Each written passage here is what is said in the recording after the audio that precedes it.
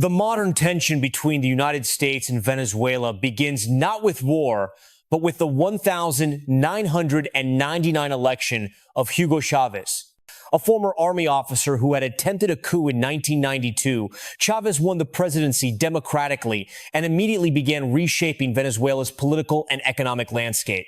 His vision, Bolivarian socialism, sought to redistribute Venezuela's vast oil wealth to the poor while challenging U.S. influence in Latin America. Venezuela possessed the world's largest proven oil reserves, making it geopolitically significant. Under Chávez, the government nationalized oil operations and increased state control over PDVSA, the National Petroleum Company. This wealth funded ambitious social programs called missions that provided healthcare, education, and food subsidies to millions of Venezuelans. The relationship with Washington soured quickly. Chávez criticized U.S. foreign policy, formed alliances with Cuba and Iran, and positioned himself as a counter to American hegemony in the Western Hemisphere. When a brief coup temporarily removed Chávez in April 2002, he accused the United States of involvement allegations that remain disputed. Though documents show U.S. officials had met with opposition figures beforehand, the U.S. government denied direct involvement in the coup attempt. When Chávez died of cancer in March 2013, his hand-picked successor, Nicolas Maduro, narrowly won the presidency. Unlike the charismatic Chávez, Maduro lacked popular appeal and inherited an economy already showing cracks. Years of price controls, currency manipulation, and economic mismanagement had created distortions that would soon cascade into crisis. Between 2014 and 2016, global oil prices collapsed from over $100 per barrel to below $30. For Venezuela, which had become almost entirely dependent on oil revenue, 96% of export earnings, this was catastrophic. The government had failed to diversify the economy during the boom years, and corruption had siphoned billions from state coffers. Hyperinflation began its relentless climb.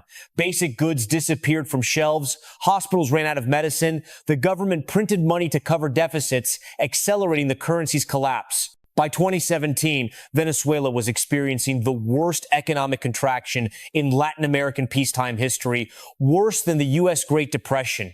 Maduro responded to growing unrest by consolidating power. In 2017, he created a parallel legislature called the Constituent Assembly, effectively sidelining the opposition-controlled National Assembly. Protests erupted nationwide. Security forces killed over 120 demonstrators that year. International observers documented increasing authoritarianism, jailing opposition leaders, censoring media, and manipulating elections. The May 2018 presidential election marked a critical turning point. Major opposition parties boycotted the vote, calling it fraudulent due to irregularities including voter intimidation, vote buying allegations, and the barring of popular opposition candidates.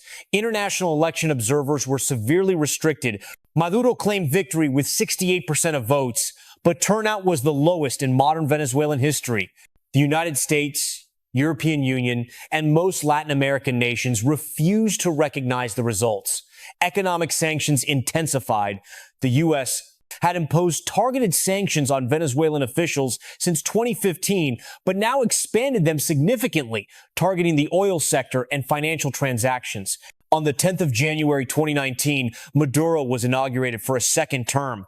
23 days later, on January 23, National Assembly President Juan Guaido invoked constitutional provisions to declare himself interim president, arguing that Maduro's election was illegitimate and the presidency was therefore vacant. The move created an unprecedented situation. Two men claimed to be Venezuela's legitimate president. Within hours, the United States recognized Guaido. Over 50 countries eventually followed, including most of Latin America and Western Europe. However, China, Russia, Turkey, Iran, and others maintained recognition of Maduro, who retained control of the military, oil infrastructure, and all government institutions. In early 2019, speculation about U.S. military intervention intensified. President Donald Trump repeatedly stated that all options are on the table, including military force. National Security Advisor John Bolton appeared at a press conference with a notepad, visibly reading 5,000 troops to Colombia. Whether intentional signaling or accidental revelation remains unclear. However, no U.S. military intervention occurred. Several factors likely prevented it. Military realities. Venezuela's armed forces numbered approximately 160,000 active personnel, with an additional 1.6 million in militias. The country's mountainous terrain and urban centers would make any intervention costly. Political opposition. Democrats in Congress signaled strong opposition to military action. Latin American allies, including Colombia and Brazil, publicly opposed armed intervention despite supporting Guaido politically. Lack of imminent threat. Unlike situations that preceded other U.S. interventions, Venezuela posed no direct security threat to American territory or citizens. Pentagon skepticism. Reports indicated military leaders were unenthusiastic about Venezuelan intervention, viewing it as potentially disastrous without clear objectives or exit strategy. While diplomatic tensions escalated, ordinary Venezuelans faced catastrophe. Over 7.7 million people, more than a quarter of the population, have fled the country since 2015, creating the largest displacement crisis in the Western Hemisphere's modern history. Inside Venezuela, conditions deteriorated alarmingly. The International Monetary Fund recorded inflation reaching 1,000% in 2018. Hospitals lacked basic supplies, preventable diseases returned, child malnutrition spiked. The average Venezuelan lost 24 pounds in 2017 due to food scarcity, a phenomenon dubbed the Maduro diet. The United States became the largest donor of humanitarian aid for Venezuelan refugees, providing over $2.7 billion since 2017. However, Maduro's government refused to acknowledge a humanitarian crisis, blocking aid shipments at the Colombian border in a February 2019 standoff that saw trucks burned amid clashes. U.S. sanctions policy became intensely controversial. The Trump administration imposed sweeping sanctions on Venezuela's oil sector in January 2019, prohibiting PDVSA from accessing USA financial systems and banning purchases of Venezuelan oil. Supporters argued sanctions targeted the regime's revenue sources, pressuring Maduro while avoiding military force. Critics, including some former U.S. officials, contended the sanctions worsened humanitarian suffering. A 2019 report by economists Jeffrey Sachs and Mark Weisbrot estimated sanctions may have contributed to 40,000 deaths by restricting food and medicine imports, figures the U.S.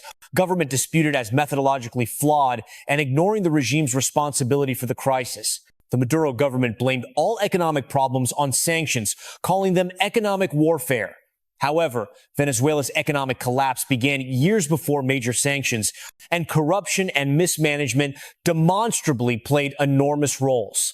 Disentangling sanctions effects from underlying dysfunction remains analytically complex. On the 3rd of May 2020, a bizarre incident briefly raised intervention fears. A small group of armed men landed on Venezuelan beaches in what they called Operation Gideon, intending to spark a military uprising and capture Maduro.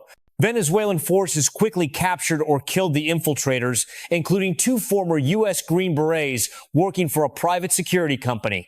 The men worked for Silver Corp USA, run by Jordan Gaudreau, who claimed a contract with Guaido's team, which Guaido denied.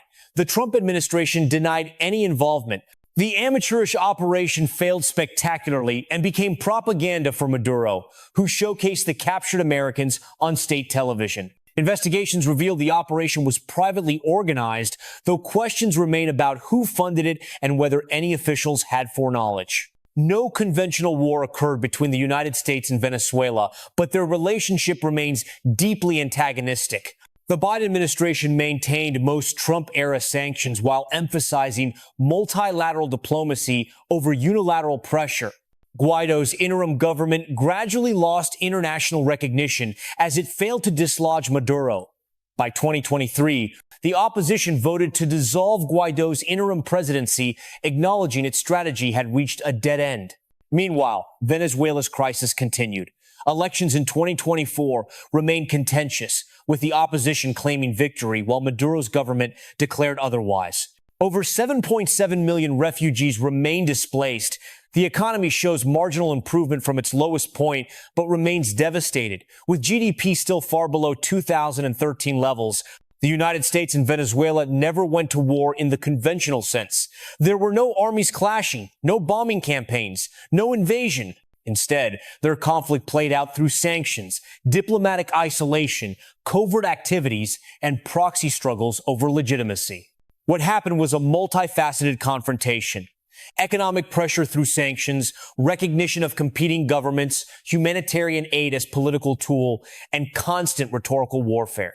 Why it happened stems from ideological opposition, economic collapse, authoritarian consolidation, and competing visions for Latin America's political future. What remains confirmed is extensive human suffering, millions displaced, an economy in ruins, and a political stalemate with no clear resolution. What remains uncertain is the full extent of covert operations, the precise impact of sanctions versus regime mismanagement, and whether alternative approaches might have produced better outcomes for ordinary Venezuelans caught between geopolitical rivals.